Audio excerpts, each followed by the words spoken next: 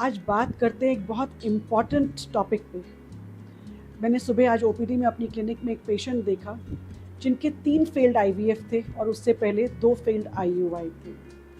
वो कहने लगे कि डॉक्टर साहब सारी रिपोर्ट्स नॉर्मल हैं, कभी कोई कारण नहीं मिला, हमें अनएक्सप्लेन इनफर्टिलिटी कह के छोड़ दिया गया है, बस एक बार और आपके साथ आखिरी बार ट्राई करना चाहते हैं।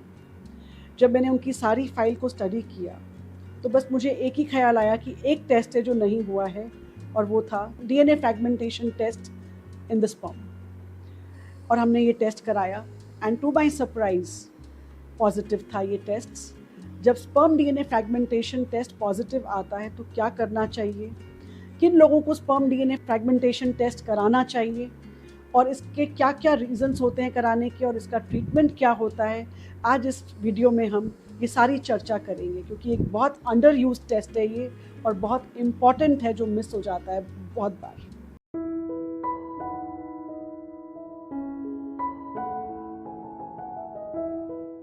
मैं doctor Jyoti Bali, director baby soon fertility and IVF centre, central Delhi में करोल बाग में स्थित हैं हम।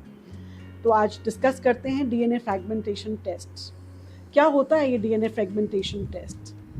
हमारे स्पर्म्स जो होते हैं यानी कीटाणु, मेल का कीटाणु, उस स्पर्म के हेड में डीएनए होता है। डीएनए हमारा बिल्डिंग ब्लॉक है बॉडी के लिए। उस डीएनए की प्रोटेक्शन ना होने के कारण उसके अंदर जब फ्रैगमेंटेशन होती है और वो जब फ्रैगमेंटेशन होती है वो नॉर्मल नहीं होती तो हमारी संतान पैदा नहीं हो सकती है।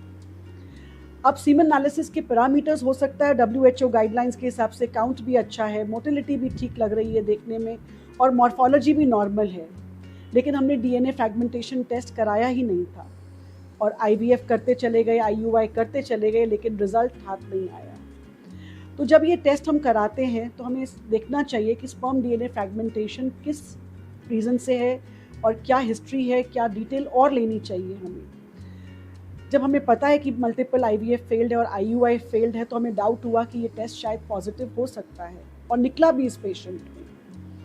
तो जब स्पर्म डीएनए फ्रैगमेंटेशन टेस्ट, पहले तो हम जानते हैं कि कैसे करते हैं और किन लोगों में हमें करना चाहिए। जैसे कि मैंने इस पेशेंट का आपको बताया कि मैंने इसलिए करवाया था कि मल्टीपल फेल्ड आईवीएफ और आईयूआई थे और उनकी सारी बाकी रिपोर्ट्स नॉर्मल थी। तो ये एक इंडिकेशन थी जहाँ मैंने डीएनए फ्रैगमेंटेशन टेस्ट किया। अगर मान लीजिए बार बार आईवीएफ किया, आईयूआई किया, उसके रिकॉर्ड्स आए कि भाई उसमें ब्लास्टोसिस्ट अच्छा नहीं बन रहा था या बन रहे थे तो ग्रेड अच्छे नहीं थे, या फिर आईयूआई भी जब फेल हुए तो कोई कारण नहीं मिला, तो ये एक इंडिकेशन थी। उसके बाद अगर पुरुष की एज ज़्यादा है तो उसमें भी हमें करना चाहिए, चाहे स्पर्म पैरामीटर्स वेरीड हैं तो फिर तो ज़रूर करना चाहिए और अगर नॉर्मल हैं तब भी करना चाहिए। रिकरेंट अबॉर्शंस की हिस्ट्री अगर है तो भी करना चाहिए। वेरिकोसील जैसी नाम की कोई बीमारी से ग्रस्त हैं तो वो भी तब भी करना चाहिए।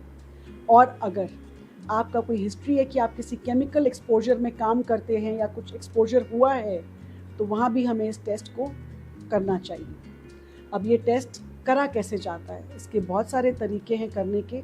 उनमें से कुछ के नाम है SCA, sperm chromatin analysis, comet test, tunnel test, dispersion assay. तो बहुत तरीके होते हैं इस टेस्ट को करने को। बट अगर हम कहते हैं कि 0 से 30% तक है तो वो नॉर्मल होता है और 30 to 100 या 30 से ऊपर हम कहते हैं कि स्पर्म डीएनए फ्रैगमेंटेशन सिग्निफिकेंट है। तो अब जब हमने ये टेस्ट कर लिया, अब जानना चाहेंगे आप कि किन लोगों में करना होता है, वो मैंने बताया। और करवाना चाहिए, बिल्कुल कराना चाहिए ये टेस्ट, क्योंकि आप अनएक्सप्लेन नहीं रहते हैं, डायग्नोसिस सामने आता है और एक उम्मीद कायम होती है कि हम इसका इलाज कर सकते हैं और करने के बाद अपनी संतान पा सकते हैं। तो कैसे करेंगे? अब इसके इलाज के लिए आपको कुछ सप्लीमेंट्स लेने होंगे, आपके डॉक्टर आपको प्रिस्क्राइब करेंगे सप्लीमेंट्स, जैसे कि vitamin C, vitamin E, antioxidants in diet, हरी सब्जियों का सेवन, कोक्यू एंजाइम आपको लेना होगा। उसके बाद आप लेंगे अश्वगंधा, एस्ट्रोजैंथिन और भी कई चीज़ें होती हैं जो आपको लाइफस्टाइल मॉडिफिकेशंस पे ध्यान देना होता है, जैसे कि अपना खान पान, अपनी फ्राइड फूड्स की हैबिट, अपने वज़न को ठीक रखना और नियमित आहार लेना। तो ये सब चीज़ें मदद करती हैं डीएनए फ्रैगमेंटेशन को कम करने में। अब हमारी स्पर्म्स प्रोडक्शन की जो साइकिल है वो 72 डेज़ लगते हैं, तो जो स्पर्म ऑलरेडी डीएनए फ्रैगमेंटेड हैं तो वो शायद अगर नहीं भी ठीक हो रहे हैं तो जो नई प्रोडक्शन होगी बॉडी में वो बेटर हो पाएगी, बिना डीएनए फ्रैगमेंटेशन के हो पाएगी, और आप बन सकते हैं अपने ही कीटाणु से पिता। आपको अपने ही जीन्स मिलेंगे उस बच्चे में। तो इसके लिए थोड़ी सी मेहनत अगर आप कर लेते हैं तो आप ही के काम आएगी, और थोड़ा पेशेंस चाहिए समझने के लिए, और टाइम देना है अपनी इन दवाइयों को, इन सप्लीमेंट्स को लेने के लिए, अपने लाइफस्टाइल मॉडिफिकेशंस को ध्यान देने के लिए, और अपने आहार को ठीक करने के लिए, और वज़न को भी ठीक करने के लिए।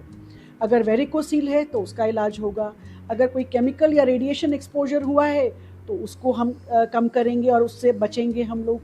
तो ये सारी चीज़ें अगर जब हम करते हैं तो डेफिनेटली आपके जो नए स्पर्म प्रोडक्शन होगा वो बेहतर होगा, बिना डीएनए फ्रैगमेंटेशन के होगा।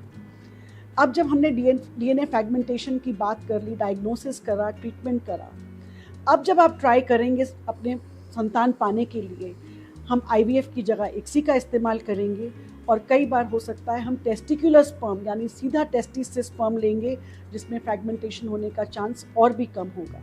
तो ये आपके क्लिनिशियन को पे डिपेंड करेगा, आपके डॉक्टर पे डिपेंड करेगा कि वो आपको क्या सलाह देते हैं आपकी रिपोर्ट्स को देखते हुए।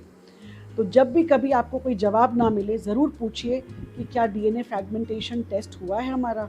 अक्सर मैं फाइल्स देखती हूँ मल्टीपल फेल्ड आईवीएफ्स की, जहाँ पे हमने ये टेस्ट कराया और हमें मिलता है कि डीएनए फ्रैगमेंटेशन टेस्ट पॉजिटिव था। तो आई होप ये जानकारी आपके लिए आज फ़ायदेमंद रही होगी, और ऐसी और जानकारी के लिए बने रहिए हमारे साथ baby soon fertility and IVF centre के लिए। अगर ये वीडियो आपको अच्छा लगा है तो सब्सक्राइब कीजिए और शेयर कीजिए अपने उन दोस्तों के साथ जो माता पिता बनना चाह रहे हैं, और आपको मिलेगा बेबी सून। फॉलो करते रहिए और बने रहिए हमारे साथ।